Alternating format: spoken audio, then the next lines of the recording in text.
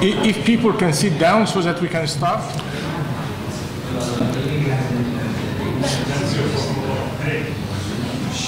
Good morning, everybody. With a few minutes late, I think we can start. Obviously, I am very glad that all of us are here. Alhamdulillah. One thing in which we have dismally failed is the weather. We tried really to organize everything, and with my team, I'll present my team a bit later, everything worked fine. Just to reassure you, tomorrow it will be about 6 degrees less, and on Wednesday, about 11 degrees less. But rumors have it that some people in the group, and I admire them very much, went to the desert yesterday to see the pyramids, and some even tried to have some degrees extra and went to the south of Egypt. So I admire these people. With that, I'll give the floor to our coordinator of the conference, and then I'll talk a bit later about a few organizational matters. Elena, the floor is yours. Thank you. Good morning to everyone. It's a pleasure again to be here, all of us together. It's our 5th meeting, so I think that as all the others will be, you know, like we have a very interesting things to talk about, and at the end of this meeting, like in the others, we'll be even closer. And I'm sure that it will be quite productive. Thank you, the audience, to be here also. And I'm going to take only 5 minutes to present a little bit the SAHWA. I know that most of you know quite well because you have been working from the very beginning, but there are other experts here with us. Then I would like to present a little bit what we are doing during these last 2 years and 5 months. Of course, I would like to thank to AUC team for this incredible work, because we are here because Dr. Bahgat, but also thanks to Miriam, to Mustafa, and to Basma for do this possible, because otherwise this would be impossible, and thank you very much for that. And let me just let me just 5 minutes to present our project and why we are here. Basically, our project is called SAHWA. As you will know, we'll try to research the situation of the Arab Mediterranean youth. This project is co-funded by the European Commission under the 7th Framework Program. As most of you know, is the biggest program about research in the European Union. The project is 3 years. It started in 2014, and it will finish at the end of this year, 2016. We are 15 partners. Most of us are here in this table. We are 5 research universities from Arab Mediterranean countries, 8 European universities or a research center from Europe. And then we have 2 big institutions that are working on education and employment. This project, although it's coming from the DG research, and of course it's a very in-depth research study, try also to have a very policy-oriented analysis in order to give to the European Commission, but also to the public, to the national institution, some oriented policy related with youth. I cannot see this, I don't know if, here. So here you have the main objectives of the project. We try to start our project conceptualizing the transition in the Arab Mediterranean countries. Of course, as I said before, with a focus on youth, but something that is very important for us, and that's explain which are our partners, is the interdisciplinary perspective that the project has. Also, we are trying to mapping the political, socioeconomic, and cultural change in the Arab Mediterranean world in a context of we call multiple transitions. Also, something that we are trying to do in this project is compare between countries, compare within the countries, and compare in time. That means that our analysis is quantitative and qualitative analysis is trying to compare what is happening right now in the Arab Mediterranean countries. And finally, as I said before also, we're trying to inform the policymakers with a range of tools and an original framework of analysis to achieve a better understanding of the role of youth people. For our project, we are analyzing and we are studying 5 countries: for Algeria, Egypt, Lebanon, Morocco, and Tunisia. And here you can see our work plan. Basically, as you can see, our work plan is based also temporary. We are starting with mapping and conceptualizing the project. You know, that all the partners and all the projects have the same framework of analysis. Then we continue collecting the data. And here you have, as I mentioned, our project is based in more or less, I said more or less because as you can understand, all of them are more or less crossed. 7 topics. 3 topics like these 3 that you can see in the middle: youth opportunities, youth empowerment, and youth cultures are the 3 main topics that we are analyzing in the project. But also we have other topics that are that can be analyzed cross in these 3. So today we are going to analyze, or we are going to focus in these 4 topics. The first one is going to be youth opportunities. For youth opportunities, SAHWA understand employment, understand education and social inclusion. Then we will analyze and we will talk about youth empowerment. And for us, that means social and political mobilization and also political participation. And then we continue in the afternoon with 2 sessions about gender and migration and mobility. For the analysis of the next section, we have all our analyses are based on 2 methodologies. The first one is qualitative, the second one is quantitative. And let me just a few minutes to explain you a little bit the methodology, because I mean, all the next session we are going to talk about our analysis, and all of our analysis is based in these 2 methodologies. I'll start with the SAHWA Youth Survey. Basically, the survey, our survey is a representative cross-national survey providing comparative data of young people in these 5 countries. We understand young people that are going from between 15 to 29 years old. And our survey is based on more than 10,000 interviews. That means 2,000 per country. The topics that are covered are the same topics that I have mentioned before: employment, education, political engagement, culture, values, gender, migration, public policy, and so on.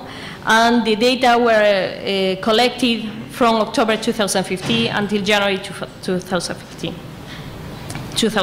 sorry. The SAHWA ethnographic fieldwork is a multi-technique collection data. Here we can find narrative interviews, focus group, life stories, focus ethnographies, and all of them trying to provide comparative data of young people, again in these 5 countries.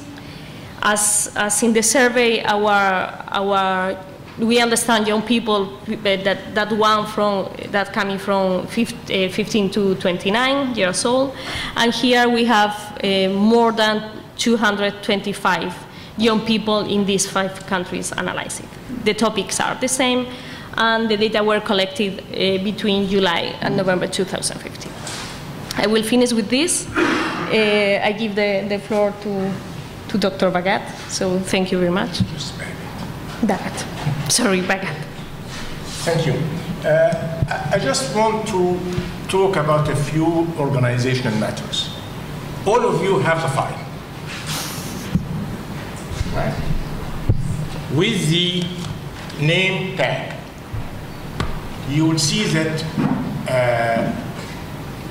you are in green. The people who will join us on the public event day on Wednesday will be in white. And the AUC Forum team is in beige, orange. I'm colorblind sometimes. So, what's that, Mariam? Salmon. Okay. and so you have the program in there, and you have also some information about the organizing unit, the AUC Forum. Right? Let me just introduce to you the team, our team. My colleague, Ghada Barsoum, who is busy in the new campus with exams, last courses, and all of that, but she will be with us this afternoon. Ghada actually is an expert on youth issues. And I have read her stuff before ever thinking of joining SAHWA. So you will see her this afternoon. The second pillar of the team I want to introduce is Maryam William. Intellectually, she is not part of the research, but she is the manager of the AUC Forum. She keeps an eye on everything. If things fail, it is my responsibility. If things succeed, it is her credit. So Maryam, I call her my right arm. The third person is Basma. Basma, stand up.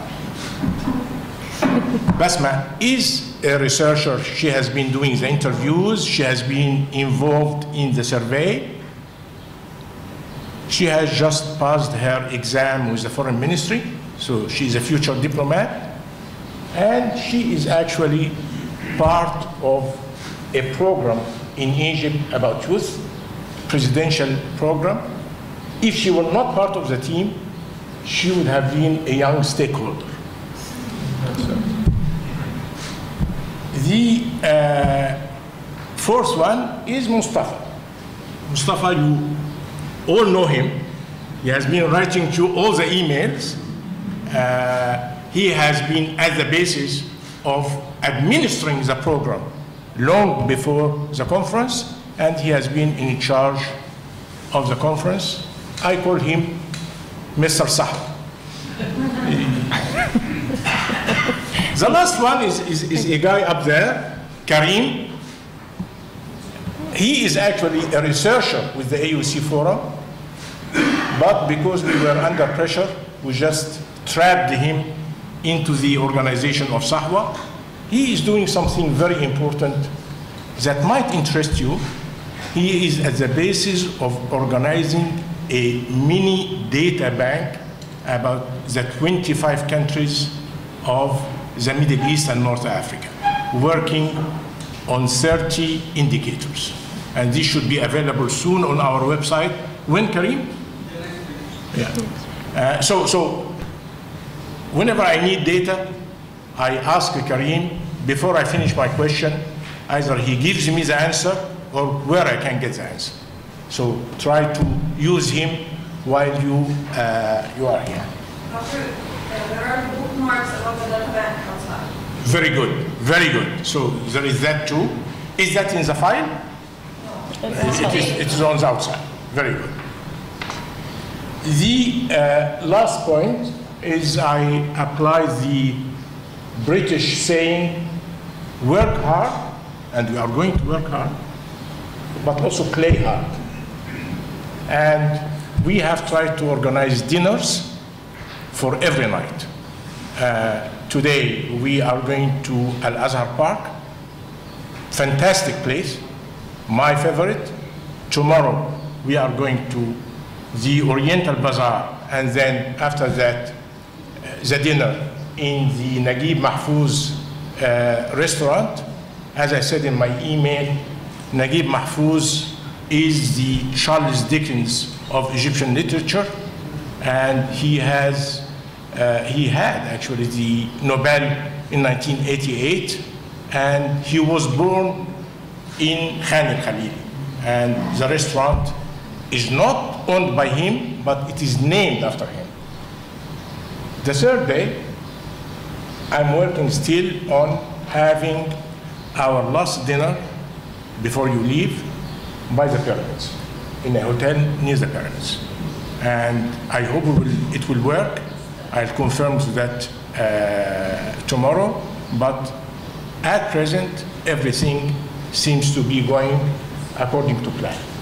So let us cross our fingers that things continue this way.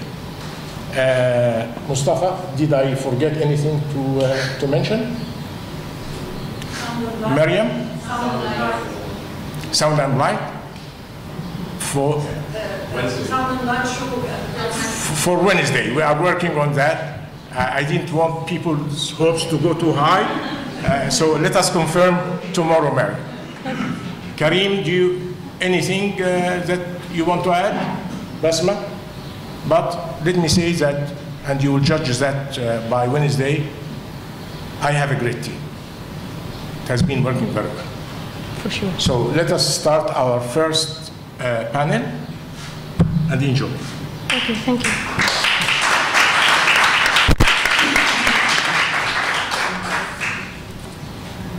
So first panel. You can sit here, no? I mean, for the first panel, you sit here because I have the micro. Okay. Good morning, everyone. I am delighted to be here. My role here is very easy, actually the easiest, just to present the speakers. Okay. Good morning to everyone. I would like to start with thanking for this excellent organization of the event, because I already felt from even now that we are in such a historical and nice building, and everything so far has been very good. Thank you. We have today in this session on youth opportunities in the Arab Mediterranean countries. We will have 3 speakers as opposed to the 5 speakers originally planned, because 2 speakers, Dr. Ali Faki from Lebanon and Dr. Driss Sikes from Morocco, couldn't make it. So they will not be here. We will have only 3 speakers. This gives us a bit of more time, although the time is very tight anyway. We have 45 minutes to finish the session, having the presentations and discussion. So I suggest we start right away with the speakers. As each of the speakers, as we have 3 speakers, and originally said that the presentations, each presentation could last 15 minutes, I suggest to keep the time as 15 minutes, but during the presentations, if you have questions for clarifications right on the specific theme presented by the speaker, please ask directly. If you want to make broader comments, then I suggest you to wait until the end of the presentation. Okay?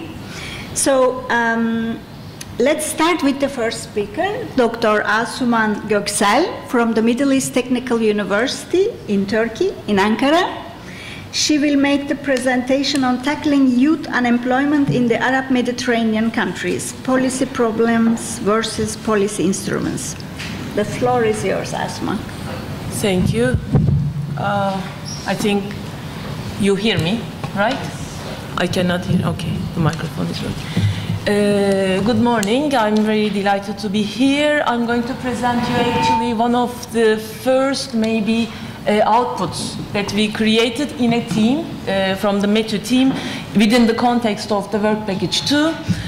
So the major point that I'm going to focus on today is unemployment as a policy problem, especially within the context of Arab Mediterranean countries that we are studying in SAHWA Project.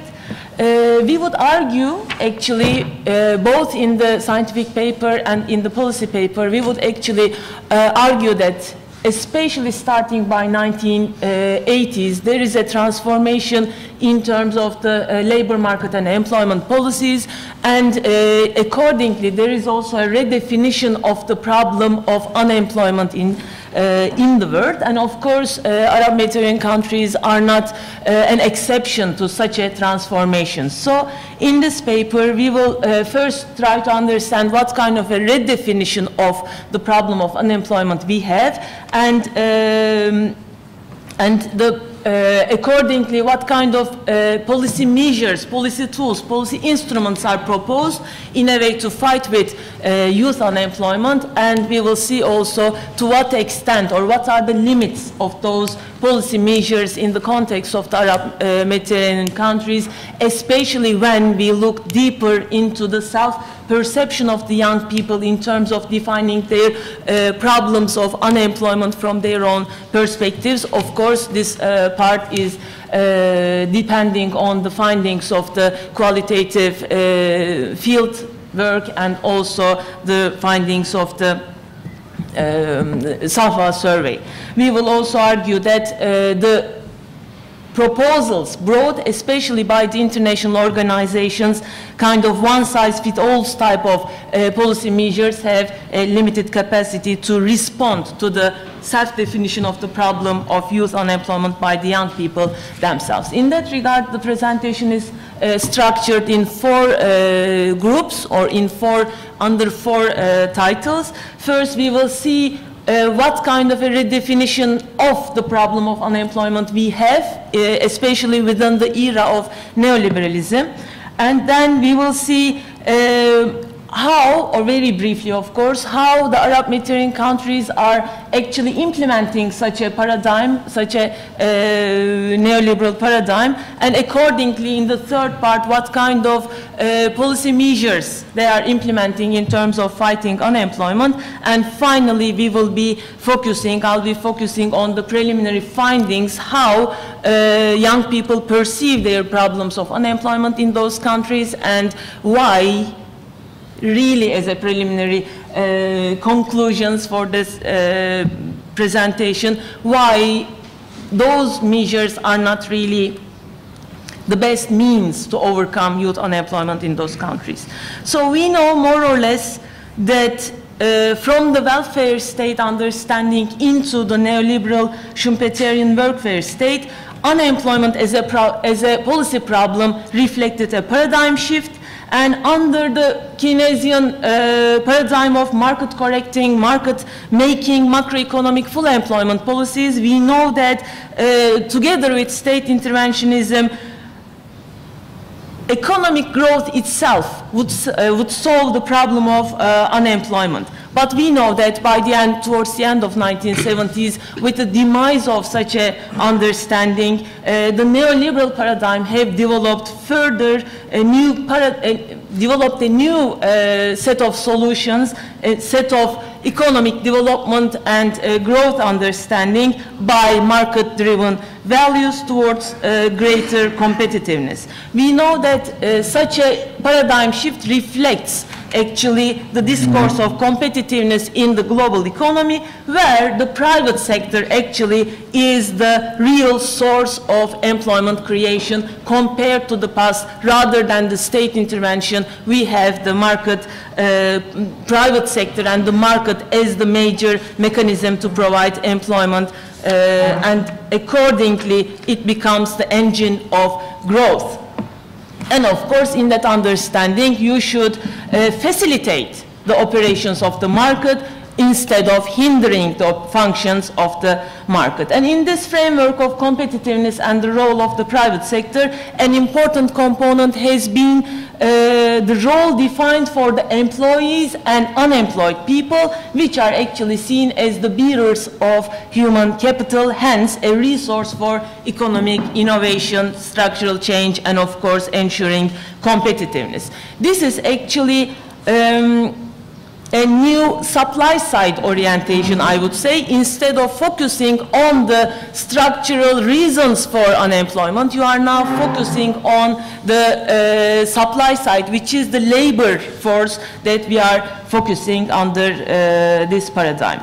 Here, actually, we can argue that labor force becomes a commodity to be sold in the market, and here, accordingly, unemployment signifies not the incapacity of the states to create jobs, but in other words, some structural problems, but instead unemployment becomes inadequate ability of the individual to be employed. So here we see that there is a shift of emphasis in terms of the reasons for being employed towards the individual, and we will see that in our case it will be put on the shoulders of the young people as if they are not capable of finding jobs due to lack of skills, due to lack of adapting themselves to the changing conditions of the global economy, global capital and competitiveness also. Because in this new paradigm, you see that flexibility is one of the biggest catchwords, one of the biggest aims, because flexibility in terms of working times, in terms of types of workers, full-time, part-time, type of employment itself, and in such a new model of work, you see that there is a larger flexibility necessitated and argued for by the paradigm. And of course, within this context of flexibility, you also have to ensure that people can find jobs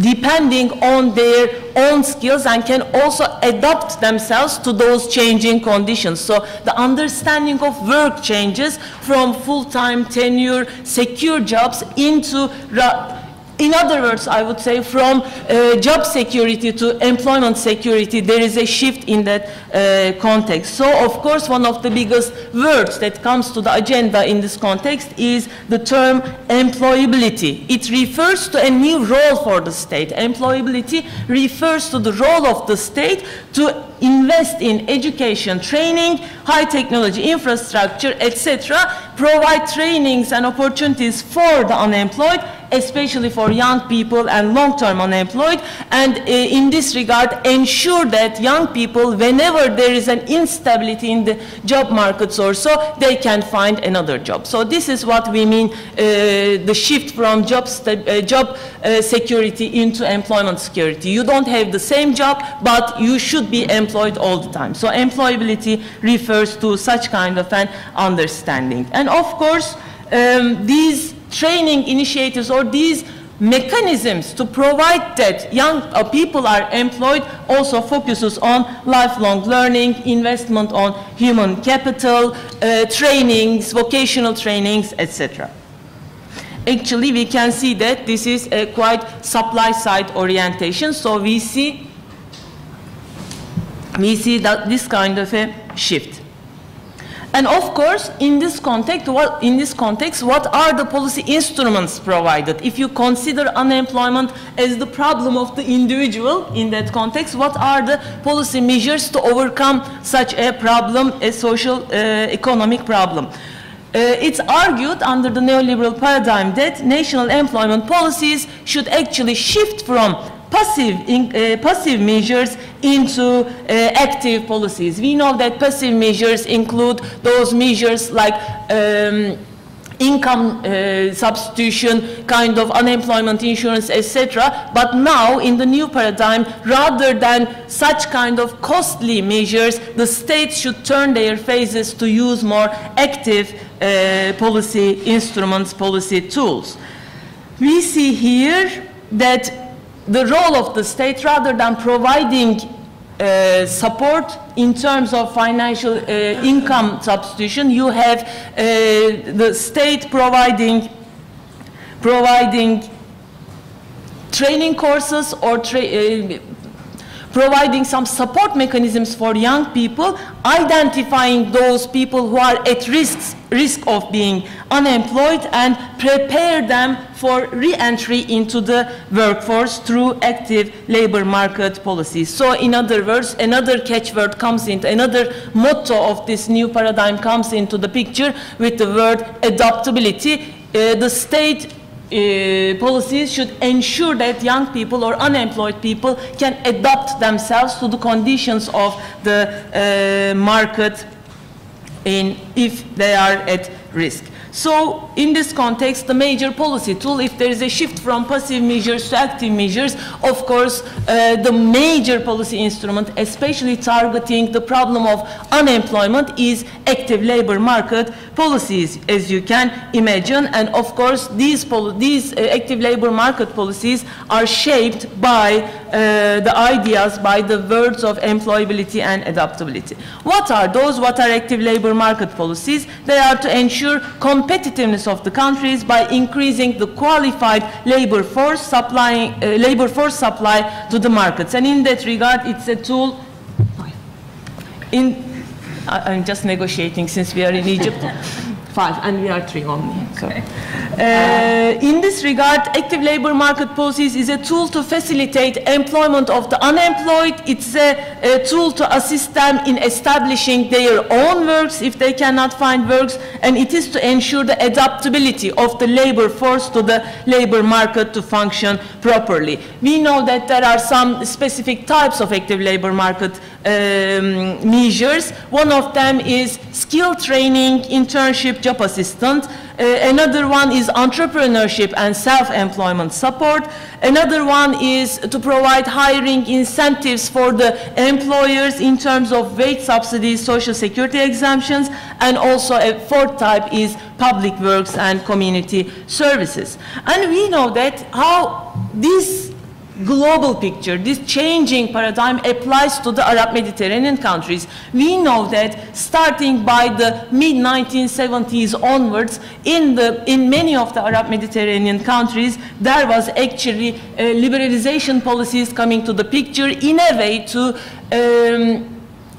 to substitute the previous state-led developmentalist model with a new neoliberal model, of course, together with the financial support of the international organizations, especially World Bank, IMF, and even European Union, etc. And you see that those countries are not outside such a transformation, so they started to implement policies for economic liberalization, etc. And together, of course, with the financial support of international organizations, you also receive a set of policy prescriptions in order to implement in your countries. And in that regard, when we look at the employment policies, especially starting from 1990s onwards, as a result of a set of structural adjustment policies in the fields of education, labor markets, social security, etc., we see that employment policy in the Arab Mediterranean countries at the moment is fixed, is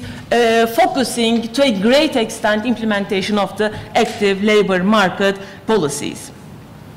Yes, they are implementing those policies, but when we look at the actual problem, this is actually the final part of the presentation also, when we look at the picture, youth unemployment especially is at extremely high levels. All over the world, you see that although there are a set of policy initiatives to get rid of youth unemployment in the Arab Mediterranean countries, there is still a huge, high level of youth unemployment still. And in that regard, we should see what is wrong, what are the limits of those kind of policy instruments in a way to get rid of, in a way to fight with youth unemployment in those countries. So we go back to our field research, and we can easily identify a couple of points that shows actually why they are not, or why those policies have some limits. We know that from the field, I'm really generalizing it because we have only the qualitative data at the moment, but I'm sure that survey results will also support to a great extent such findings. First of all, we know that young people in the Arab Mediterranean countries think that there are no jobs in the labor market of their countries. So their first need, their first identification of the problem relates to the lack of jobs. And even if there are new investments, because you know that this new paradigm depends to a great extent foreign direct investments to come to the country and create new job opportunities. Even, for instance, as it was the case in Tunisia, when there are new job openings, those jobs are not filled with the local young people in that region, but by some other people, either migrants or from different regions. So we see that such an understanding, investments through liberalization does not necessarily create jobs for Mediterranean Arab young people. The second thing is that young people think that for the existing jobs, their own skills do not match with the demands of the employers. This is very critical actually, because here we see a couple of things at the same time. When young people think that their skills do not fit into the jobs, there is a problem there. We see that they internalize somehow the arguments, the neoliberal paradigm that puts the blame on the shoulders of young people if they are unemployed. It shows that they really internalize such an understanding by saying that, yes, I have a diploma, but my skills do not fit with the jobs. And here you also see that there is a devaluation of university diploma. Many people in the focus groups, many young people in the focus groups already said that they started to be discouraged if they cannot find jobs, if they are unemployed for a while, they start to be discouraged from searching for jobs, and they don't see any point in, they don't see any point in finding for jobs.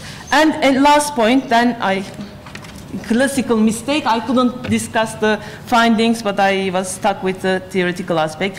The last thing in terms of entrepreneurship, which is one of the biggest measures implemented in the region, young people always say that if I have capital, I would establish some jobs, etc. But it's not that easy, because in the lack of economic local, in the case of economic local instabilities, in the lack of legal frameworks, in the lack of microcredits or financial supports to young people, etc., such kind of policy measures do not have any feature to create any opportunities to overcome unemployment in the region. So please ask questions so that I have some more minutes to explain the findings of the field research. Thank you very much. Thank you. Thank you. I have 5 questions. Thank you, Asuman. Sorry for keeping it long. That I had to cut, but we don't have much time. Sorry for that. Okay, let's have questions, comments on the presentation of Asuman. Anything? What else did I find? Please. Thank you for the presentation. I agree with you when you talk about viability. Thousands of workers from China and other countries,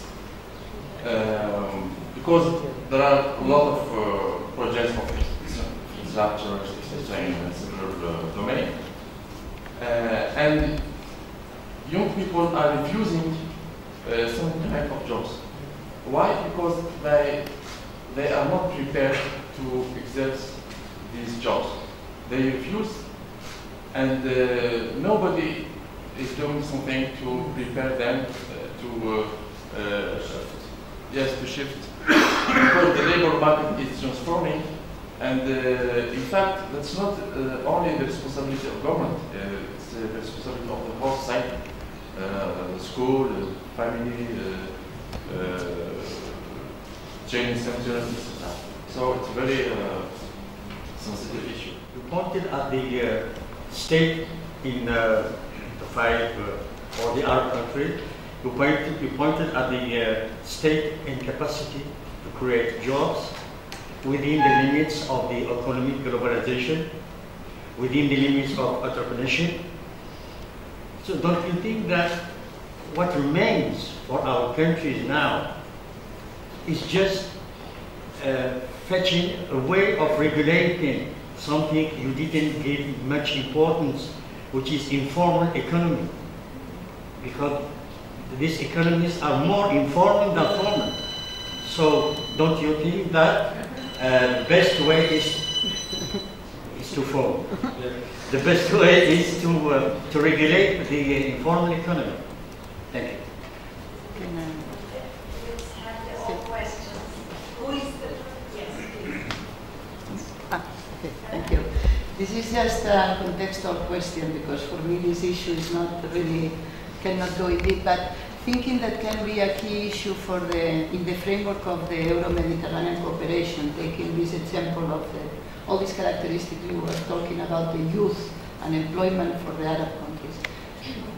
And knowing that because the crisis and the situation some of the European countries are facing, if not similar situations, similar results, for example, for instance, Spain or Greece with Greece, can you please let us know, just for contextualize, 1 or 2 points of convergence and 1 or 2 points of divergences between when we are taking the two situations? Because listening to you, it seems to me, for example, that in some of these European countries, all these conditions for employability and for the keywords you were talking about, adaptability, are on the plate of the policies, but it doesn't work. Then, can you please check 1 or 2 questions that, according to your understanding, differentiate the Arab, if I can say, model than the European, or can be understood as a, let me say, a connection between the both models? Sorry because it's general, but I think it can contextualize the indeed assessment. It was you, I think. Yes, please. We take all the... Is it possible, as just for the audience here, to introduce with 1 word themselves, because nobody knows everybody. Okay, let's go. Yes. I'm Özgen from Turkey and working with Asuman on this issue.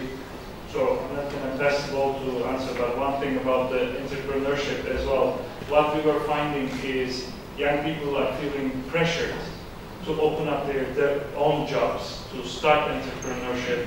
And this is common between Europe and here as well. Especially higher the level of education, higher the pressure of entrepreneurship. But for instance, youth guarantee in Europe, the European scheme, most of the projects are aimed to startups. The problem is in the neoliberal paradigm, the market should be free, so you cannot regulate, but you're pushing young people to start their own business, throwing them into competition. But then you cannot take care of them. So we are looking at the bankruptcy rates in the startups, and it is scary because you can only support them to start it, but you cannot protect them. And in countries, especially in authoritarian countries where labor code and informal economy is so massive, pushing young people to entrepreneurship is creating some kind of a mechanism that is not sustainable at all. And sustained education is becoming another issue. More and more young people are trying to do more education, masters and masters, which is hindering their job opportunities or in a way employability because they think they are overqualified now. And that is another common point between Europe and these countries. Because in Europe as well, we are seeing more and more people doing higher studies and feeling overqualified. The issue is education to employment, which is another finding we find that we're not getting the necessary competences in education to be employable is a danger that we have to be very careful not to instrumentalize education, especially university education, to be shaped by the desires of the market. Because in that case, the global economy is going to turn universities into a machine, a grinder machine.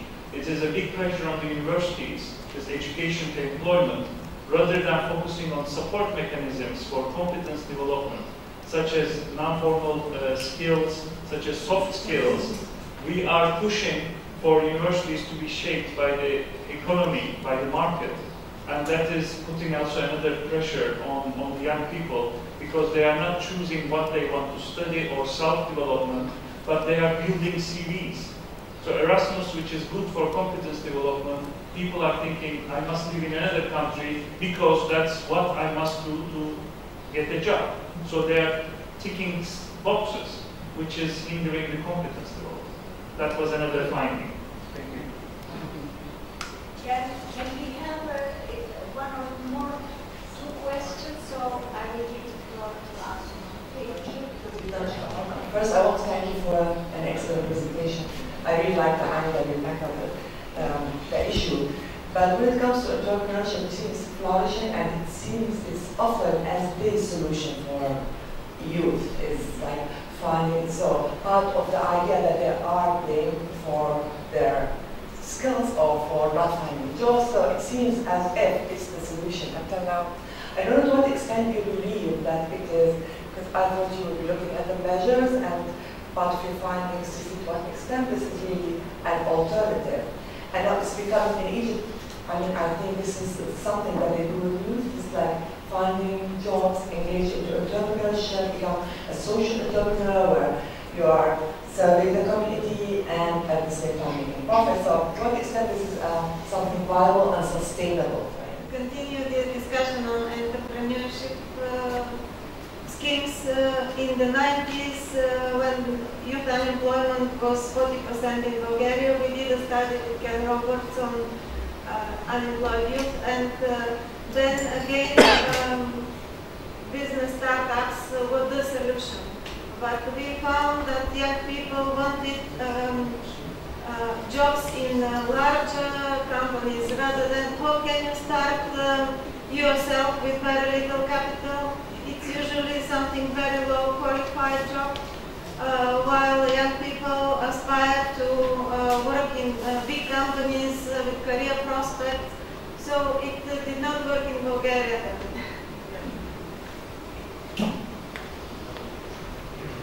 Young tour in Germany. I think a major point to discuss this topic are the institutional settings. That means, just to give you an example, the qualification schemes in the different countries for young people, etc., etc. Furthermore, of course, the labor market policy, but what is really important to discuss this topic is to refer to the institutional settings.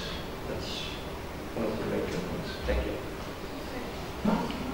The informal economy, informal employment is both the cause and also result of unemployment, because you know that it's a cause, because if you are unemployed, you are okay with working under not registered, informal, sometimes really dangerous jobs, etc., without any security, any tenure also.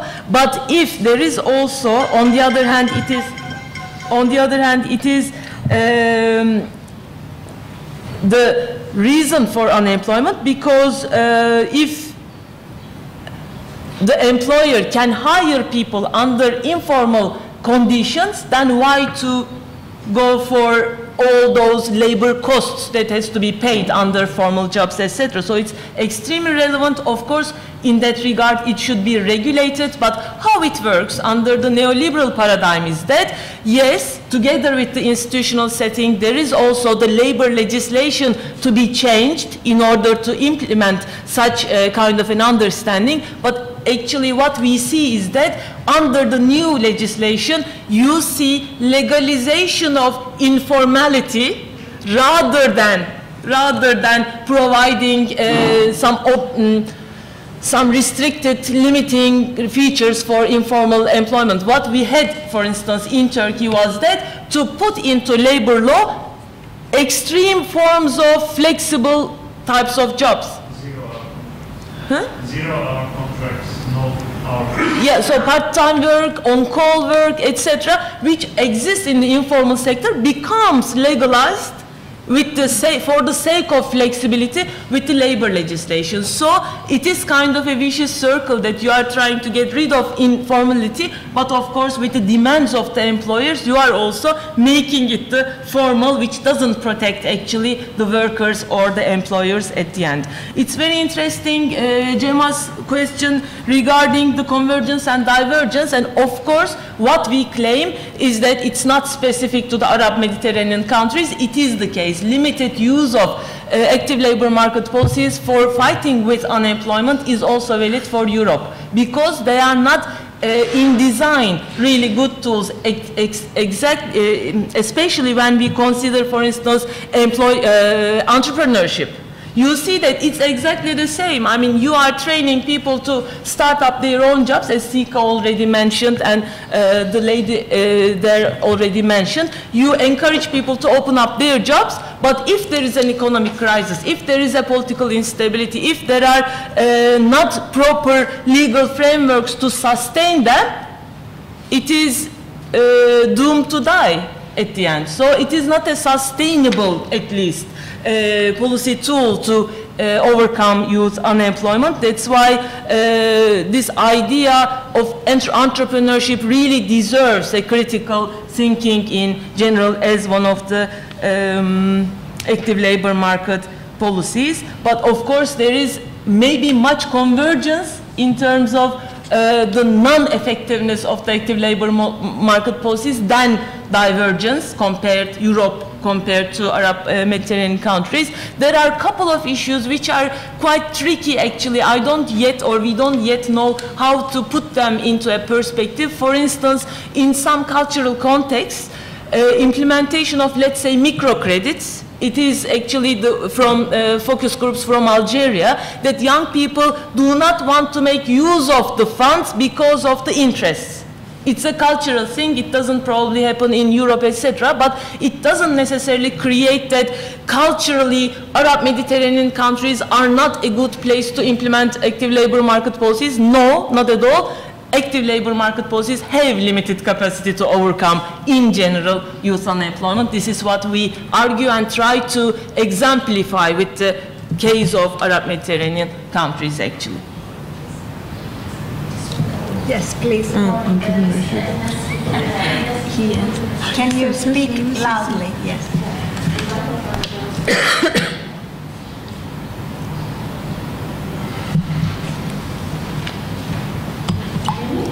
No.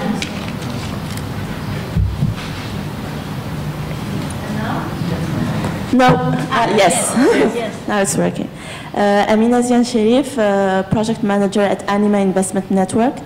I just had a few comments regarding especially the discussion on entrepreneurship and the pressure to create startup. I think it's more about, we also need to think about it more as a as we say in French, a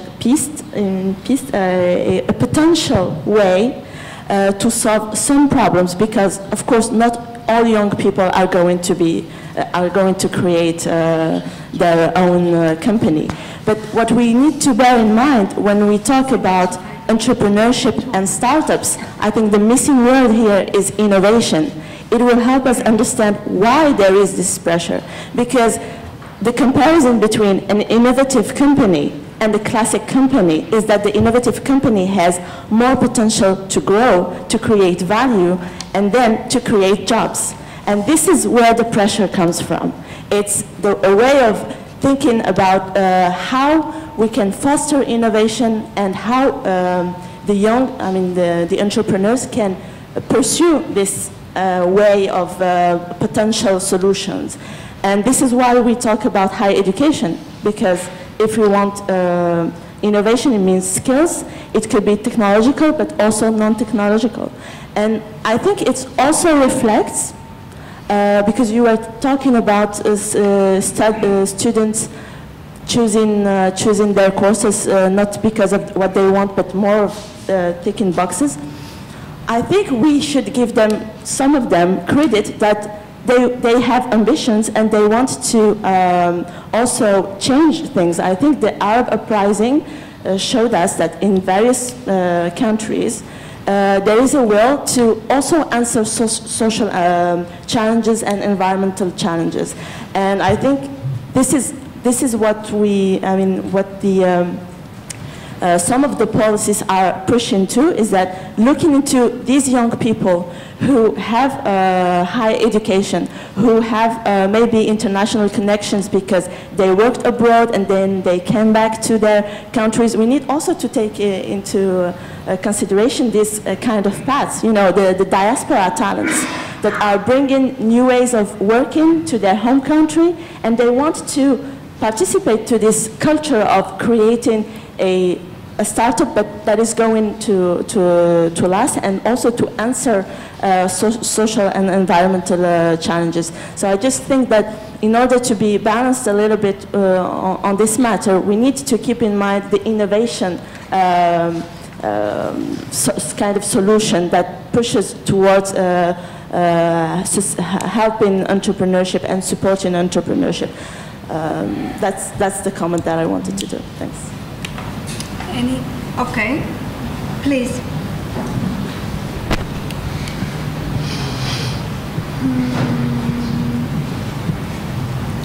Thank you for this presentation. I am Ghada Barsoum. I teach here at AUC. I'd like to contextualize this argument, which is a very interesting argument about entrepreneurship. We've done the analysis of the School to Work Transition Survey data of Egypt, 2014. And whether you consider this as good news or bad news, less than 3% of youth in Egypt are engaged in entrepreneurship promotion or entrepreneurial activities. And the big story we know about this part of the world, about youth employment, is that they want to work for the public sector. And for obvious reason, because of the dualism in the labor market, this is the sector that provides the best jobs in the market. So entrepreneurship, there's a lot of rhetoric about entrepreneurship, a lot of state rhetoric about entrepreneurship as the solution, but young people are not buying this solution. They have their own options, and they strategize their own options when it comes to employment opportunities. Thank you. Thank you. While we are a bit under time consideration, but yours would be the last question, please. Thank you. Is that on? Yes. Emma Murphy. It seems to me you have a double bind. Can you introduce yourself? So Emma Murphy, I'm on the advisory board. Sorry. I think you have a double bind, which we have as well, which is that at one level, there's a problem with the neoliberal model itself, which is causing precarity, particularly for young people, and the proletarianization of young people globally. And then you have another layer of structural, and I think this is also institutional factors, which I think was what Jochen was raising, which is that in the southern Mediterranean countries, you have particular institutional failures in the state. If you think about, for example, Tunisia had active labour market policies under Ben Ali, which were utilised by the state as a form of patronage, which young people didn't buy into because, and they didn't utilise because they saw it as a form of collusion. And as a result, although I think it was 1% of GDP was being spent every year on active labour market policies, very, very few people actually took them up. Young people couldn't really engage in entrepreneurship because of corruption, because of the bureaucratic problems against doing business. So I think you have sort of two layers of problems, structural problems that need dealing with. And it's very difficult. We're going to have the same problem in the Power to Youth project, is when you're talking to the European Commission, you can talk about the local structural problems and institutional problems, but once we start challenging their fundamental framework, where are we going to, what kind of suggestions can we make that they will listen to? One sentence comment to that. Actually, this is really quite important, because you know that those who are proposing those kind of policy measures are also using the institutional factors or country-specific factors to argue that they are not implemented properly, so that they are not successful. So it's also kind of an explanation to those international organizations, but I really appreciate the comment you did. It will be very useful when we write the paper in further. in the future. Okay, can we move to the second speaker? The second speaker will be Dr. Kenneth Roberts from the UK, and he will talk about the use of free time by young people. Floor is yours. I have a presentation with the Atlantic. Take a little rest while I set it up. Okay. Little comfort break if you wish. Can't have you listening continuously for long time. It's best if you chat a little bit. Otherwise either what I say, there is what you say. Take the microphone. Let me get the Okay. Well, that's okay. Did you hear anything? I did. Oh. No,